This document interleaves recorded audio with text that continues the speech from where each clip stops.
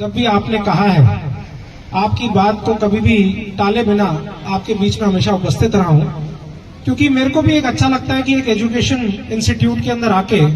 जो आने वाला भविष्य है उनसे मिलके, उनसे बात करके, उनसे बीच में टाइम स्पेंड करने के लिए, जिससे कि एक एनर्जी जो उनके पास है वो एनर्जी हमको भी मिलती है। हमें भी सोचना पड़ता है कि आने वाले भविष्य को आगे कैसे बढ़ाया जाए, क्योंकि जब तक वो नहीं सोचेंगे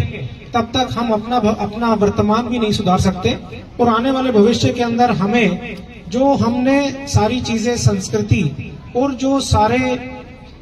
अभी कल्चरल एक ये प्रोग्राम हुआ जिसके अंदर ओल्ड एज होम के बारे में बताया गया, तो बहुत ही सोचने वाला विषय है कि क्या आने वाले समय के अंदर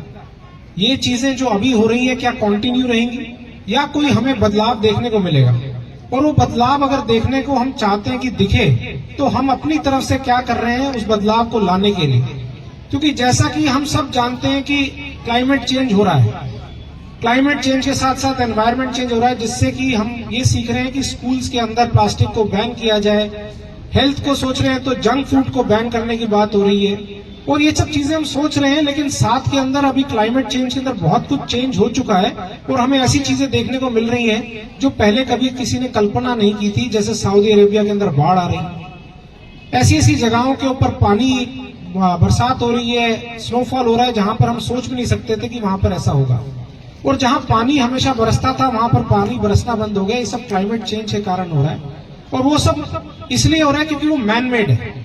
मतलब हम सब रिस्पॉन्सिबल हैं इन चेंजेस के लिए, हम सब रिस्पॉन्सिबल हैं आने वाले भविष्य को खराब करने के लिए या उसको सुधारने के लिए। तो इससे हमें बहुत कुछ सीखने को मिल रहा है कि जो बच्चों ने अभी एक्ट किया कि हम अपने कल्चर को, हम अपने सोसाइटी के अंदर क्या चीज बढ़ा रहे हैं, क्या चीज उनको दिखा रहे हैं, और जो हम दिखाएंगे वही वो कॉपी करेंगे। क्योंकि ये कहा जाता है कि एक बच्चे के लिए सबसे बड़ा जो प्रेरणा का स्रोत होता है वो पेरेंट्स होते हैं। जो माँ बाप से सीखते हैं वही वो करते हैं। अगर हम खुद ये चीजें कर रहे हैं तो हम एक्सपेक्ट नहीं कर सकते कि हमारे आने वाला भविष्य बच्चे जो बड़े होंगे वो काम ना करें जो हम आज कर रहे हैं। तो हमें खुद का अंदर बदलाव लाना पड़ेगा, खुद के अंदर चेंजेस लाने पड़ेंगे। और जब खुद के अंदर चेंजेस आएंगे तभी आगे हम सोच सकते हैं कि हम अपने एनवायरमेंट में और आने वाले भविष्य का हम निर्माण कर रहे हैं और हम आगे उनको बढ़ाने का प्रोत्साहन कर रहे हैं। तो मैं तो आप सबसे यही निवेदन करूंगा कि आप सब जिस तरह से यहाँ पर उपस्थित हैं, बच्चों को आप प्रोत्साहन दे रहे हैं, यहाँ स्कूल के अंदर भी टीचर्स, स्टाफ, जब भी मैं आता हूँ दिखता है कि वो मेहनत कर रहे हैं। आप सब मिलके बच्चों का भविष्य सुधार रहे हैं। अब आपके पास, क्योंकि वो कुछ समय के लिए रहते हैं, तो आप थोड़ा बहुत कर सकते हो। बाकी रिस्पॉन्सिबिलिटी पेरेंट्स की और घर की भी होती है, एनवायरमेंट की होती है, सोसाइटी की होती है कि वो क्या करना चाहते हैं। तो मेरी पेरेंट्स से भी गुजारिश है और यहाँ पर जो उपस्थित बच्चे हैं उनको भी मैं बोलना चाहता हूँ कि अभी, क्योंकि आपकी ग्रोइंग स्टेज है, आप आगे बढ़ रहे हैं, आप आगे बहुत कुछ देखेंगे, बहुत कुछ सीखेंगे, तो बहुत सारी चीजें हैं जो आपको एक दूसरे से सीखने को मिलेगी। जब आप खुद दूसरे को कहेंगे कि कुछ बुरा कर रहा है और आपको उसका प्रेशर झेलना पड़ेगा अपने साथियों का कि नहीं मैं सही कर रहा हूं, तो उसके अंदर जो आपने सीखा है उसको इम्प्लीमेंट करने की कोशिश करें। और अगर आपको कहीं दिक्कत आती है तो अपने टीचर्स से बात करें, अपने पेरेंट्स से बात करें और उनसे डिस्कशन करें। क्योंकि आजकल ये हो रहा है कि बच्चे किसी से बात नहीं करते, फोन्स के अंदर लगे रहते हैं और अपने आप में गुम हो जाते हैं। और जब वो कम्युनिकेशन नहीं हो पाता तो उसकी वजह से ये सारी दिक्कतें आनी शुरू हो जाती हैं। तो मैं आप सबसे, टीचर से भी निवेदन करूंगा कि जो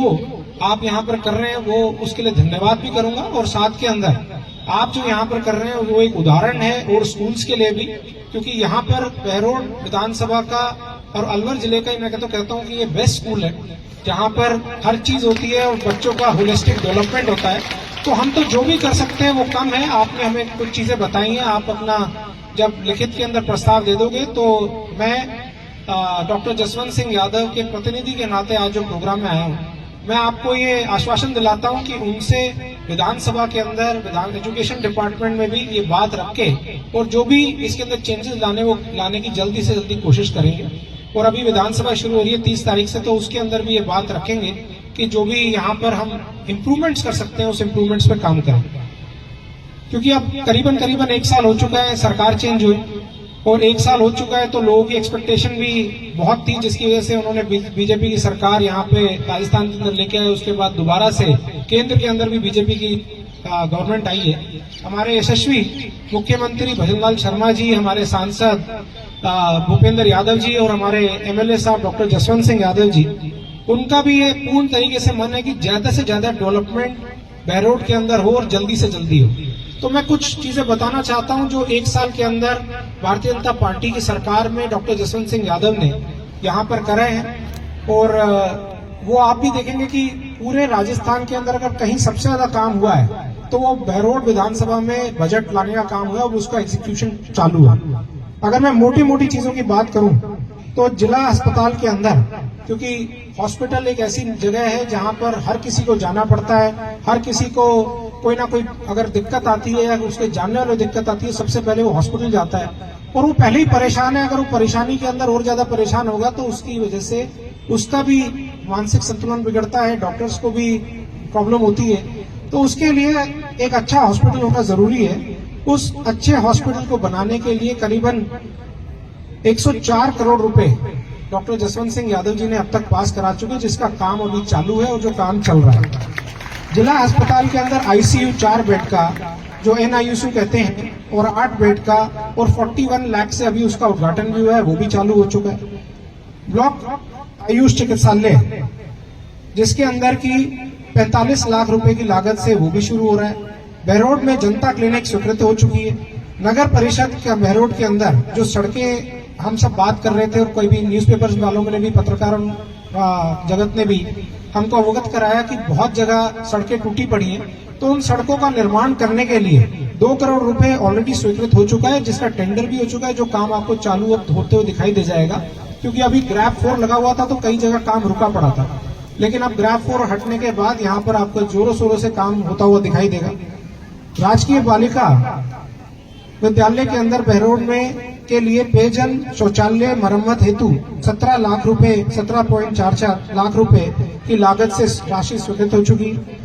बहरोड में पेयजल हेतु सोता नाला से बहरोड पेयजल के लिए जो आने वाले भविष्य के अंदर पानी की सप्लाई करेगा 11 करोड़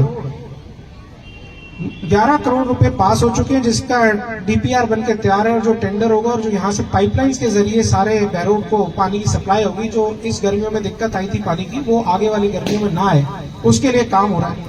बहरोड नगर परिषद के अंदर 2 बोरवेल 49 लाख रुपीस की लागत से वो हो चुका है। नगर परिषद बहरोड के अंदर सीवरेज लाइन 120 करोड़ रुपए की, क्योंकि जब तक गंदगी को साफ नहीं किया जाएगा तो बीमारियों से हमें निजात नहीं मिलेगी और बच्चे बीमार पड़ते हैं, मॉस्किटोज पैदा होते हैं और जो सारी मौसमी बीमारियां हैं वो भी गंदगी की वजह से आती हैं। तो अगर सीवरेज एक अच्छा होगा किसी शहर के अंदर तो उसका डायरेक्ट रिजल्ट आएगा कि हमारी स्वास्थ्य भी अच्छा रहेगा, हम आगे काम भी अच्छी तरह कर सकते हैं, हमारे एनर्जी लेवल्स भी हाई रहेंगे। तो उसके लिए 120 करोड़ रुपए की लागत से पूरे बहरोड शहर के अंदर सीवरेज का सिस्टम खड़ा किया जाएगा। बहरोड में आधुनिक सुविधाओं युक्त बस स्टैंड, जिसका कल निरीक्षण भी हुआ, जिसके अंदर पूरी गवर्नमेंट लगी हुई है कि हम किस तरह जल्दी से जल्दी बस स्टैंड को चालू करें। तो उन्होंने कई सारी जगह सेलेक्ट की है, जिसमें से मिडवे भी एक है और साथ के अंदर भास्करानंद भी एक है, जिसके अंदर सेलेक्ट करके उसके ऊपर काम चालू होगा। साथ ही बहरोड क्षेत्र के अंदर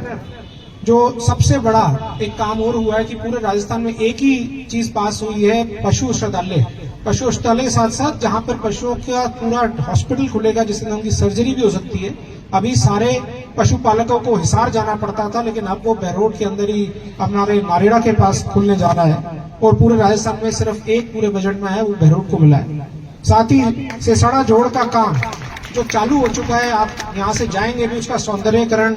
वहां पर काम हो रहा है। पहले भी कई बार इसके ऊपर कोशिशें हुई है, लेकिन उसका कोई फ्रूटफुल रिजल्ट नहीं आया।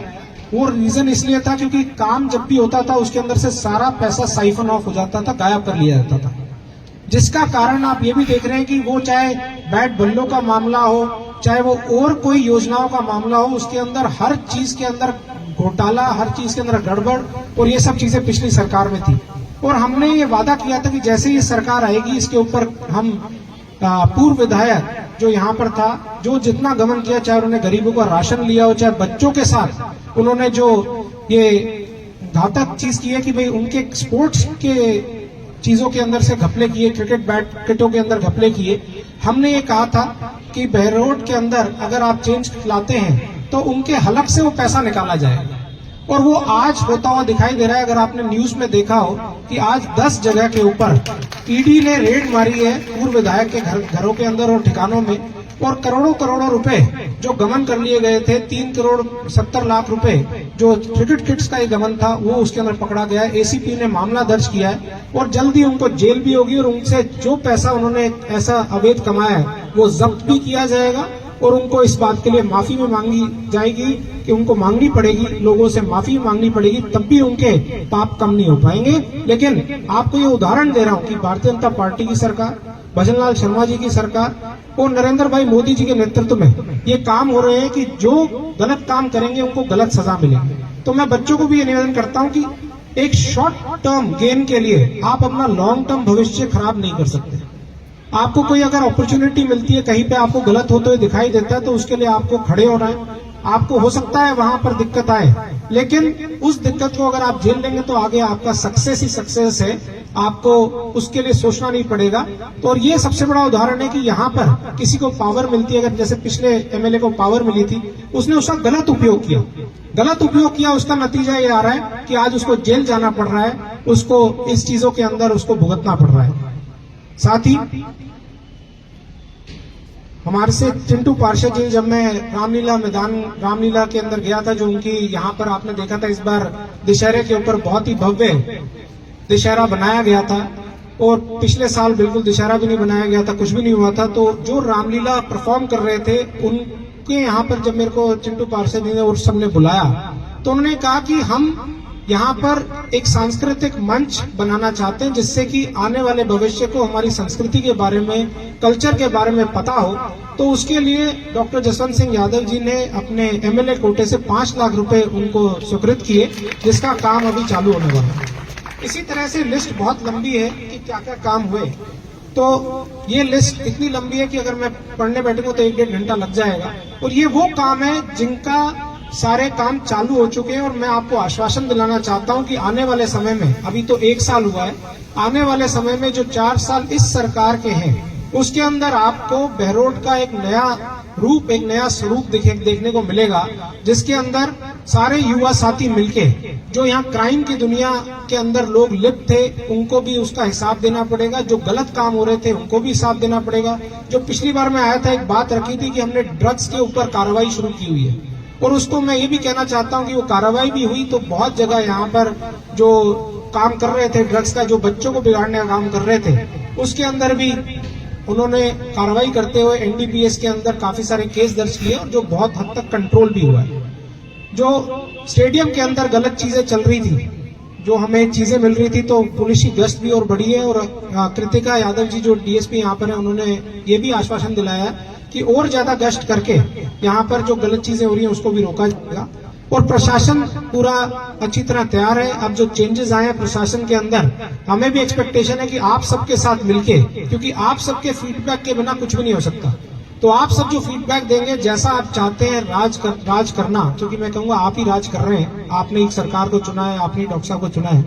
तो आप जैसा चाहते हैं वैसा आपको मिलेगा। आप सही तरह से हमें गाइड करते रहें और मैं भी आपके साथ कंधे से कंधा मिलाकर खड़ा हूं, क्योंकि मेरा मन है आपके साथ मिलकर डायरेक्टली आगे आने वाले समय में चुनाव भी लड़ूं। तो पार्टी अगर मेरे को बोलती है चुनाव लड़ने के लिए, मैं चुनाव भी लड़ूंगा, लेकिन उसके लिए मैं आपके साथ रेडी होना चाहता हूं कि अगले 4 साल के अंदर जब भी आप कहें, जहां भी आप कहें, मैं आपके साथ हाजिर हूं और आप ये कह सके हम तो अच्छी तरह मोहित को जानते हैं और मोहित हमें जानता है और साथ मिलकर हम आगे भी काम करते रहेंगे। तो आपने मुझे इस लायक समझा कि आप यहाँ पर मुझे बुलाया, मेरे को मान सम्मान दिया और बच्चों से मिलने का मौका दिया। इतना अच्छा आपने सांस्कृतिक कार्यक्रम यहाँ पर दिखाया, जो कि बहुत ही सोचने वाली चीज है। और आपसे मैं निवेदन करता हूँ कि ऐसे कार्यक्रम आप और बच्चों को सामने करते रहें। बाकी जो कार्यक्रम मुझे पता है कि वो भी बहुत अच्छे हैं, लेकिन आगे और भी इस जगह पे टाइम दिया हुआ है, एनुअल फंक्शंस हैं, तो मेरा एक मन है कि सब जगह पहुंचे और बच्चों से मिलने का मौका मिले, जिससे कि एक ओवरऑल स्ट्रैटेजी एजुकेशन के अंदर डेवलप हो सके। सबकी जो चीजें फीडबैक है, सबसे जो मिलने को हो रहा है और जो मेरे को मालूम चलेगा उसके ऊपर काम भी करेंगे। आपने यहाँ मुझे बुलाया, मेरे साथ